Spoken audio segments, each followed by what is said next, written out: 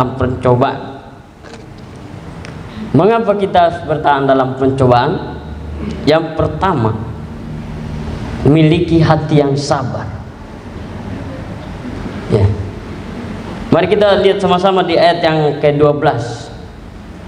Berbahagialah orang yang bertahan, ya, dalam pencobaan.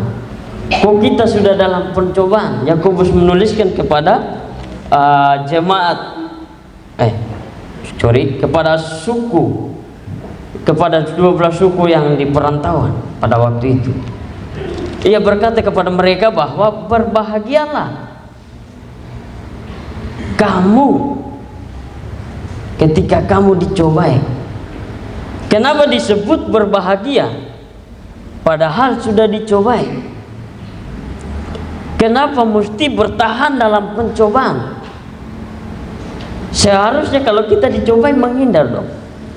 Ini kok kenapa harus bertahan? Apa maksudnya hingga kita dikatakan bahwa harus bertahan? Ketika diuji harus menerima, harus bertahan. Apa maksudnya? Kita lanjut. Sebab apabila ia sudah tahan uji, ia akan menerima mahkota. Mahkota apa itu? Mahkota kehidupan. Yang dijanjikan oleh siapa? Yang dijanjikan oleh Allah. Ya. Berbahagialah orang yang bertahan dalam pencobaan. Sebab apabila ia sudah bertahan dalam pencobaan, ia menerima mahkota kehidupan. Wah, luar biasa. Ya. Lalu aplikasinya dalam kehidupan kita masing-masing. Mampukah kita sebagai anak-anak Tuhan, sebagai orang-orang yang percaya kepada Kristus, bertahan dalam pencobaan? Mampukah kita ketika diuji iman? Mampukah kita bertahan? Jawab dalam hati kita masing-masing. Ya. Yakobus menuliskan suratnya ini kepada 12 suku perantau pada waktu itu. Ia berkata kepada mereka bahwa berbahagialah ketika kamu dicobai. Kenapa mesti harus berbahagia? Karena ada hasil yang akan dijanjikan Allah, yaitu mahkota kehidupan. Apabila si orang, ya, yang ayat yang ke-13, apabila seorang dicobai, janganlah ia berkata pencobaan ini datangnya dari Allah. Kita sering sekali ya berkata bahwa ini masalah diizinkan karena Tuhan, karena ini semuanya itu seizin Tuhan. Betul, seizin Tuhan. Tapi lanjut kita lihat ayat yang ke-13. Apabila dicobai, janganlah ia berkata pencobaan ini datangnya dari Allah. Sebab apa? Sebab Allah tidak dapat dicobai oleh yang jahat, dan ia tidak dapat dicobai oleh siapapun. Ya. Dia tidak cobai oleh siapapun, atau siapa saja dia tidak mencobai.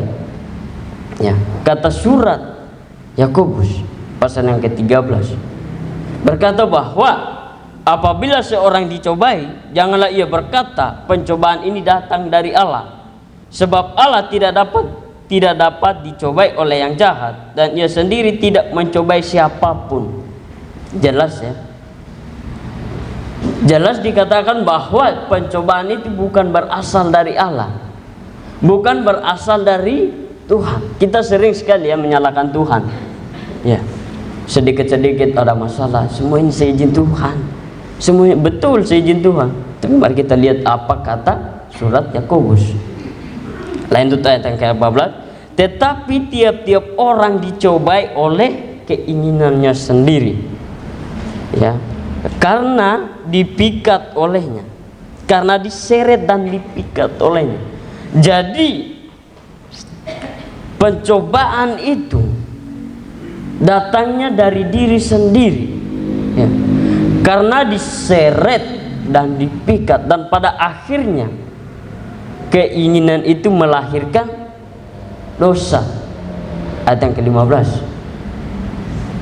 Kalau dosa itu sudah matang, maka melahirkan maut. Jelas ya? Jelas dikatakan bahwa dan apabila keinginan itu telah dibuai, ia melahirkan dosa. Dan apabila dosa itu sudah matang, ia melahirkan maut. Ya, maut itu apa itu? Mati. Ya. Ia melahirkan maut. Dan apabila keinginan itu keinginan kita sendiri, ya. Surat Yakobus pasal yang ke-15 mengatakan bahwa keinginan kita sendiri, ya. Bukan pencobaan itu berasal dari Allah, berasal dari siapa-siapa, melainkan dari keinginan kita sendiri. Keinginan kita itu menginginkan hal-hal yang lain, hal ini, dan kita mengizinkan itu dan itu yang mengizinkan kita sendiri, ya. Bukan Allah, bukan siapa-siapa, melainkan diri kita sendiri, ya. Kenapa? Kita lihat ayat yang 15, ya. Keinginan itu datangnya dari diri kita sendiri. Coba kita lihat ayat yang ke-14, berkata bahwa tetapi tiap-tiap orang dicobai oleh keinginannya sendiri, ya. Keinginan sendiri hingga melahirkan dosa. Dan pada akhirnya dosa itu kalau sudah matang kita sembunyikan, dosa kecil, dosa besar kita sembunyikan, makin matang, matangnya sudah berlebihan, akhirnya melahirkan maut, ya. Makanya jangan pernah mencobai diri sendiri, ya. Jangan kita beranggapan, ya, ketika kita dalam masalah atau apapun, kita berkata bahwa ini karena seizin Tuhan. Betul, seizin Tuhan. Betulkah itu seizin Tuhan? Atau betulkah? Atau hanya karena keinginan kita sendiri? Dan pada akhirnya kita jatuh dalam pencobaan diri kita sendiri, ya. Mari kita aplikasikan dalam kehidupan kita masing-masing, ya, sebagai anak Tuhan, sebagai anak-anak yang mengenal Kristus, ya. Mari kita aplikasikan firman ini dalam kehidupan kita, ya. Yakobus jelas-jelas tuliskan bahwa berbahagialah ketika kamu dicobai. Orang sudah dicobai tidak mungkin berbahagia, ya. Pasti panik. Kok aku gini ya, kok aku gitu ya, kok aku gini gitu ya. Tapi di sini dikatakan loh bahwa berbahagialah ketika kamu dicobai. Kenapa disebut berbahagia? Padahal sudah dalam pencobaan, padahal sudah kita diuji. Kenapa harus disebut berbahagia? Karena ada maksud Tuhan, ya. Karena ada mahkota kehidupan yang dijanjikan Allah dalam setiap kehidupan kita. Yang Tuhan mau dalam kehidupan kita adalah sabar, percayakan hidup kita sepenuhnya kepada Tuhan, ya. Ketika kita dicobai, sabar. Ketika kita dalam ujian, ikuti prosesnya, ya. Ketika kita dalam hal-hal yang tidak baik, mari mendekatkan diri kepada Tuhan, ya. Ketika kita dalam kondisi apapun, kita terus mendekatkan diri kepada Tuhan. Karena mari kita lihat kata surat Yakobus ini, orang dicobai aja kok berbahagia, ya. Mari kita kembali dalam kehidupan kita masing-masing, supaya apapun, ya, permasalahan apapun, supaya kita tetap sabar, supaya kita miliki hati yang sabar, yang benar-benar sabar, ya.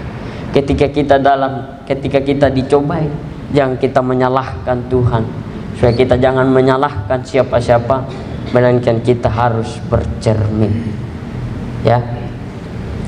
Kita dicobai, seringkali kita lari kepada hal-hal yang tidak baik. Mungkin karena aku ini, jangan, ya. Kembali kepada Tuhan, lari mendekatkan diri kepada Tuhan, ya. Jangan menjauh dari Tuhan ketika kita dalam pencobaan. Jangan menjauh dari Tuhan ketika kita diuji. Ingat tema renungan kita di pagi hari ini, bertahan dalam pencobaan. Kenapa mesti bertahan? Karena ada mahkota kehidupan yang dijanjikan Allah. Dan dijanjikan kepada siapa? Kepada barang siapa yang mengasihi Dia. Kalau kita mengasihi Dia, mahkota kehidupan yang dijanjikan Allah akan tetap ada dalam kehidupan kita masing-masing. Ya, kita berdoa. Allah Bapa di surga, sungguh kami mengucap syukur dan limpah terima kasih kepadamu